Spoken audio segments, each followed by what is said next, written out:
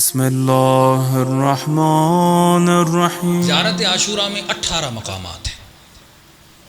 اگر ان مقامات کو مومن سمجھے تو مومن کی زندگی آباد ہو سکتی ہے۔ جلدی جلدی سے چند مقامات کو گنواؤں گا، انشاءاللہ اگلی مجالس میں ان کی تفصیل میں جائیں گے۔ مثلا آپ ایک جملہ عرض کرتے ہیں کہ معکم فی الدنیا والآخرہ، مولا میں دنیا میں بھی آپ کے ساتھ رہنا چاہتا ہوں، آخرت میں بھی۔ یہ ایک محبت کرنے والے کے جملے ہیں، اور جتنی بڑی دعائیں زیارت عاشوراء میں کسی اور زیارت میں نہیں ہیں۔ اور واللہ ایک مقام بھی انسان کو مل جائے وہ انسان جنتی بن جائے۔ اے اہل بیت رسول معکم فی الدنیا والآخرہ، ہم آپ کے ساتھ دنیا میں بھی رہنا چاہتے ہیں، آخرت میں بھی رہنا۔ اسے کہتے ہیں مقام معیت، یعنی اہل بیت کے ساتھ ہونے کا مقام۔ اب آپ سوچیں کہ ہم اہل بیت کی معیت کو کیسے حاصل کر سکتے ہیں، انشاءاللہ یہ اگلی مجالس میں آئے گا۔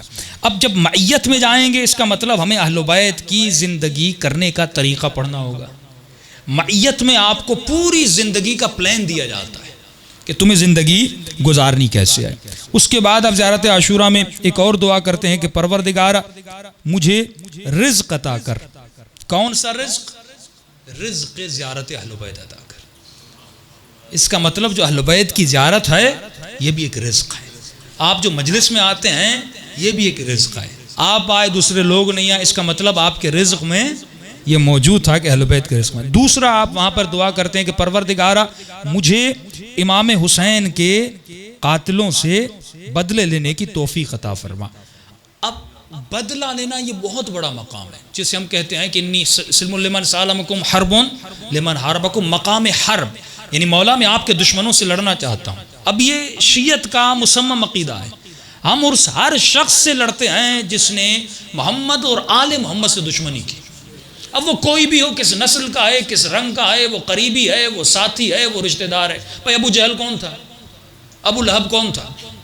یہاں تو معیار نسل ہے ہی نہیں، رشتہ داری چچا رسول کا ہے، لیکن اللہ لعنت بھیج رہا ہے۔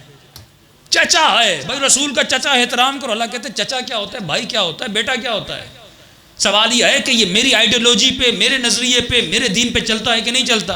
اور یہ نہیں کہ صرف ابتدا میں چلا ہو، پہلے بھی چلے، مرتے دم تک چلے، دین پر ہمیشہ عمل کرے۔ یہ کیا ہے کہ رسول کی پہلے مدد کی تھی، آخر میں کی کہ نہیں؟ پہلے رسول کی مدد کی لشکر میں، اور آخر میں فتویٰ لکھ رہے ہیں کہ حسین واجب القتل ہے۔ میں اس کو سلام بھیجوں، میں اس کا احترام کروں، فرمایا دین آخر تک اس کا بچا ہونا چاہیے۔ اور انسان یہ کتنا بڑا مقام بدلہ، انتقام۔ فرماتے ہیں یہاں پر جو دعا کرتے ہو، اس کا مطلب تم دعا کر رہے ہو کہ امام زمانہ کے ساتھ لشکر میں شریک ہو جاؤ۔ بہت بڑی دعا ہے۔ فرماتے ہیں کوئی بھی ایسا نبی ولی نہیں گزرا جس نے اللہ سے دعا نہ کی ہو کہ خدا اسے لشکر مہدی میں شامل کرے۔ آپ بہترین زمانے میں رہ رہے ہیں، کہ اگر امام زمانہ کا اب ظہور ہوا تو آپ اس کے لشکر میں جائیں گے۔ مولا علی کو امام کے صحابی نے روتے ہوئے دیکھا، فرمایا مولا کیوں رو رہے ہیں؟ امام فرماتے شوقا لرؤیتہ، اپنے مہدی بیٹے کو دیکھنے کے شوق سے رو رہا، اس کا چہرہ کب دیکھوں گا، وہ کب آئے گا۔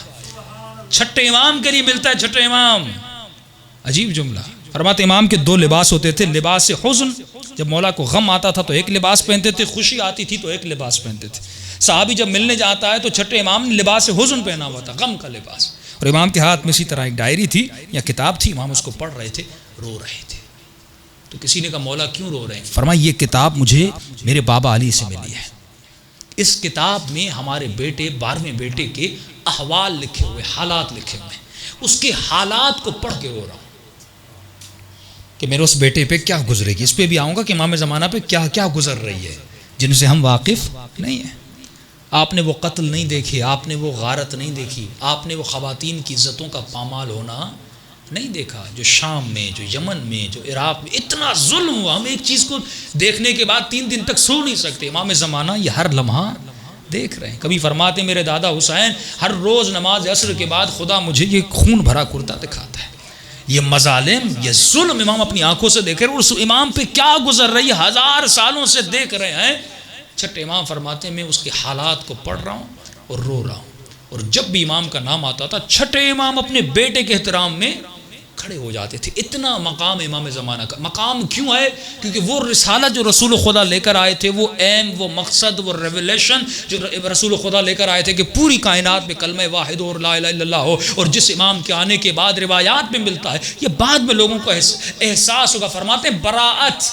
جو شیعہ لعنت بھیجتے ہیں، جو دوری کرتے ہیں دشمنان اہل بیت سے، جو شیعوں کے دلوں میں نفرت اور بغض ہے دشمنان اہل بیت کے لیے، اس سے زیادہ بغض پیدا ہوگا مسلمانوں کے دلوں میں. کب؟ لیکن جب امام کا ظہور ہوگا، اور اس ظہور میں ان کو پتا چلے گا ارے اتنی آسائش، ظہور کے بعد یہ ہمیں آسائش ملنی تھی، یہ سکون ملنا تھا، ہمارے بچوں کو یہ دین ملنا تھا، کہ ہم جس نعمت الہی سے ابھی محروم ہیں. اور کیوں محروم ہیں؟ کیونکہ لوگوں نے علی کا راستہ روکا.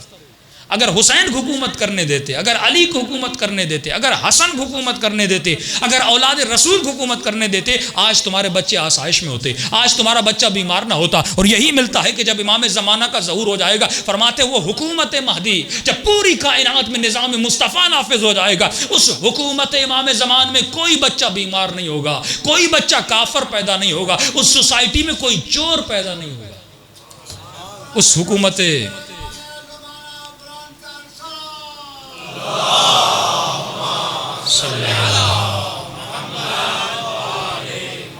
اس حکومت امام میں کوئی انسان بھوکھا رات کو نہیں سوئے گا. ان کو پتہ نہیں انہوں نے خود کو کس چیز سے محروم. ہم کیونکہ درد ہے نا شیعوں میں، ہمیں پتہ ہے انہوں نے اہل بیت کو حکومت کرنے نہیں دی اور ہم کس نعمت سے محروم ہو گئے. لیکن مسلمان تو علی کو جانتے نہیں نا.